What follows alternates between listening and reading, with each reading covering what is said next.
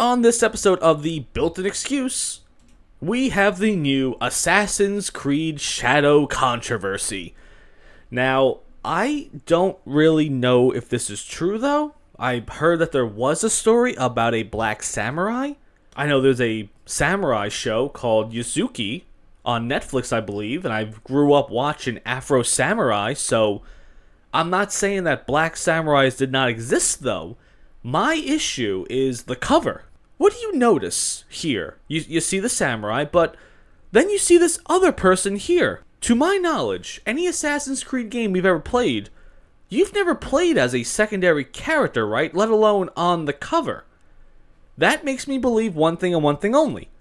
They do not believe in this game at all. Because if you believed in it, why wouldn't you have the game solely be about him and his story the entire time? I think it's a little bit strange, though, that this is the first Assassin's Creed game where you are not playing as a character from the native lands. Like all the other ones, you've played as someone that was historically there. So now, for some odd reason, we're doing a game that's set in Japan, and you're not playing as a Japanese character. So they put this guy on the cover, and they put him with what looks to be a Japanese woman, and it reminds me of the WWE 2K24 cover controversy. Now, they put this woman, Bianca Belair, who I think is a fantastic wrestler, on the cover. And she dealt with a lot of racist backlash, as they said, because obviously she's black, so they're pulling out the one or two comments on Twitter that have race mentioned.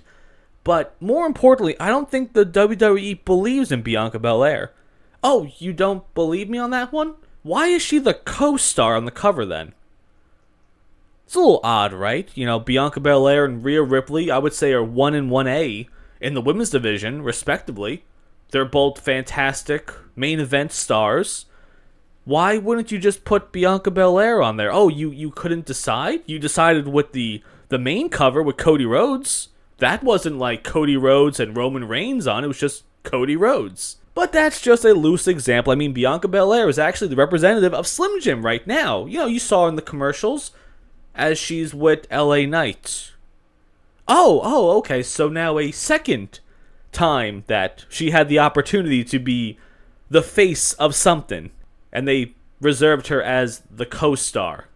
So now we have Assassin's Creed, where you could have used a black samurai. I mean, this dude looks pretty badass to me, but you don't believe in him, obviously, as a company. Because if you did, you would have him as the de facto lead of the storyline. So any race controversy at all, they're the ones pushing it. And they're the ones that, most importantly, do not believe in this character.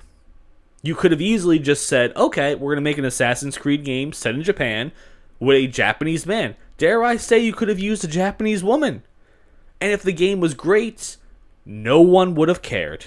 As I've always said many times, arguing with people in the comment section, when you're great at something, race, gender, and sexuality have nothing to do with the product at all.